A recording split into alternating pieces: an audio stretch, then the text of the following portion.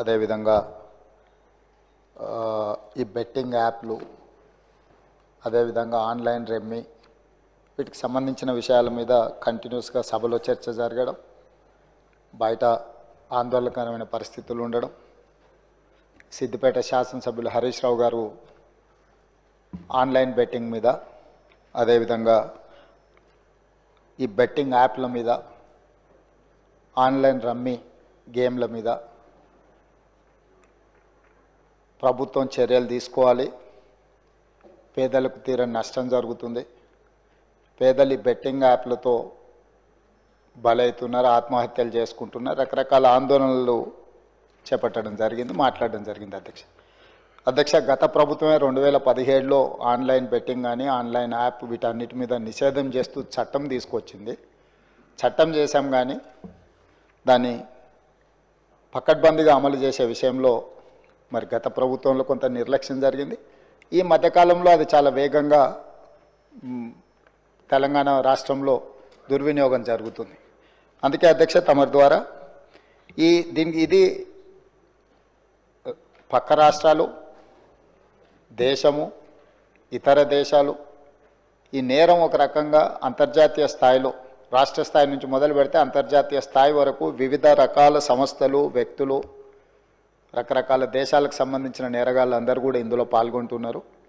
ఇది ఏదో టెంపరీగా ఒక పోలీస్ స్టేషన్లోనో లేకపోతే ఒక పరిధిలో మనం విచారణ చేస్తే దీనికి ఈ సమస్యకు సమూలమైన పరిష్కారం కనుగొనే పరిస్థితి లేదు. కాబట్టి ఈ ఆన్లైన్ బెట్టింగ్ కానీ, ఆన్లైన్ ఈ యాప్లు కానీ, లేకపోతే ఆన్లైన్ రమ్మీ లాంటి గేములు, డిజిటల్లీ ఈ గేమింగ్ ఏదైతే జరుగుతుందో, ప్రధానంగా బెట్టింగ్ ఏదైతే జరుగుతుందో దీని పట్ల రాష్ట్ర ప్రభుత్వము అప్రమత్తంగా ఉండాలి, కఠినంగా వ్యవహరించాలని నిర్ణయం తీసుకున్నది. అధ్యక్ష నేను ఎవరి మీద ఆరోపణలు లేకపోతే ఎవరు ఏ పరిస్థితిలో వీటిని ప్రత్యక్షంగా పరోక్షంగా అనుమతించారు, ప్రోత్సహించారు, ఎక్కువ వివరాల దగ్గర నేను వెళ్ళదలుచుకోలేదు. రాష్ట్ర ప్రభుత్వం స్పష్టంగా బెట్టింగ్ యాప్లు కానీ, ఆన్లైన్ బెట్టింగ్ కానీ, ఆన్లైన్ రమ్మీ గేమ్లను పట్ల అప్రమత్తంగా ఉండడమే కాదు కఠినంగా వ్యవహరించాలని ఈరోజు రాష్ట్ర ప్రభుత్వం నిర్ణయం తీసుకున్నది. దీన్ని నిరోధించడానికి, నిషేధించడానికి అవసరమైన చర్యలు తీసుకోవడానికి ఒక స్పెషల్ ఇన్వెస్టిగేషన్ టీం, వీలైతే సిబిసిఐడి కానీ లేకపోతే అధికారులతో సమీక్ష చేసిన తర్వాత ఒక స్పెషల్ ఇన్వెస్టిగేషన్ టీంను వేసి కఠినంగా వ్యవహరించాలని చెప్పి ఈరోజు రాష్ట్ర ప్రభుత్వం నిర్ణయం తీసుకున్నది. అధ్యక్ష అదేవిధంగా గతంలో చేసిన చట్టంలో దీంట్లో ప్రధానంగా 2 సంవత్సరాల కంటే మించి శిక్ష కూడా లేదు.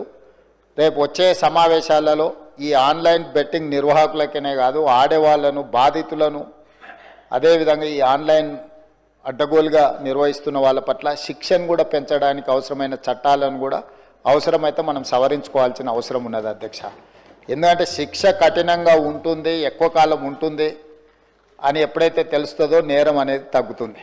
కాబట్టి దీనికి సంబంధించి పూర్తి స్థాయిలో ప్రభుత్వం చర్యలు తీసుకోవాలని, అదేవిధంగా గుట్కా ఇట్లాంటివి కూడా నిషేధిత పదార్థాలను కూడా ఈరోజు మార్కెట్లో బాగా సరఫరా జరుగుతున్నట్టు మా దృష్టికి వచ్చింది. అధ్యక్ష వీటి పట్ల కూడా మేము అప్రమత్తంగా ఉండాలని ప్రభుత్వం నిర్ణయం తీసుకున్నది.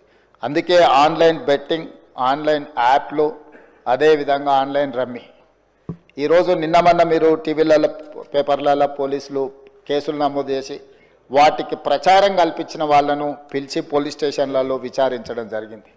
వాటికి ప్రచారం కల్పించే వాళ్ళను పోలీస్ స్టేషన్లో పిలిచి వాళ్ళను విచారించడం ద్వారా ఈ సమస్యకు పరిష్కారము శాశ్వతంగా దొరకదు. వీటిని నిర్వహించే వాళ్ళు, వీటిని ప్రమోట్ చేసేవాళ్ళు, చివరికి ఈ యాప్ల ద్వారా లబ్ధి పొందుతున్న వాళ్ళను వీళ్ళందరినీ పూర్తి స్థాయిలో విచారించి కఠినమైన చర్యలు తీసుకున్నప్పుడే ఈ సమస్యకు పరిష్కారం దొరుకుతుంది. అధ్యక్ష అందుకే దీన్ని పూర్తి స్థాయిలో విచారించాలంటే పక్క రాష్ట్రాలు, పక్క దేశాలలో కూడా విచారణ చేయాల్సిన పరిస్థితులు ఉంటాయి. అందుకే పూర్తి స్థాయిలో అన్ని అధికారాలు కట్టబెట్టే విధంగా ఒక స్పెషల్ ఇన్వెస్టిగేషన్ టీం ఏర్పాటు చేసి ఈ రాష్ట్ర ప్రభుత్వం వాళ్ళ మీద పూర్తి స్థాయిలో చర్యలు తీసుకోవాలని నిర్ణయం తీసుకున్నారు. తమ ద్వారా ఈ సభకు, సభ్యులందరికీ, తెలంగాణ సమాజానికి ఒక స్పష్టమైన ప్రభుత్వ విధానాన్ని మేము పంపించదలుచుకున్నాము. ఎవరైనా ఇందులో ప్రత్యక్షంగా పరోక్షంగా ప్రోత్సహించిన ప్రకటనలకు సహకరించిన నిర్వహణలో భాగస్వాములైన ఎవరిని కూడా రాష్ట్ర ప్రభుత్వం వదిలిపెట్టదు. ఈ రాష్ట్రంలో ఖచ్చితంగా ఇలాంటి సైబర్ నేరాల పట్ల కఠినంగా మేము వ్యవహరించడం జరుగుతుంది. రాష్ట్ర ప్రభుత్వం అప్రమత్తంగా ఉంటుంది, ఇలాంటి నేరగాళ్ల పట్ల కఠినంగా వ్యవహరిస్తుంది. ఈ సభ ద్వారా సభ్యులందరికీ నేను ఈ ప్రకటన ద్వారా ఒకే మాట చెప్పదలుచుకున్నా, స్పెషల్ ఇన్వెస్టిగేషన్ టీంను ఏర్పాటు చేస్తున్నాము. తద్వారా అందరినీ కఠినంగా అణచివేయడమే కాకుండా చర్యలు తీసుకుంటామని తమ ద్వారా తెలియజేయదలుచుకున్నా అధ్యక్ష. అదేవిధంగా అధ్యక్ష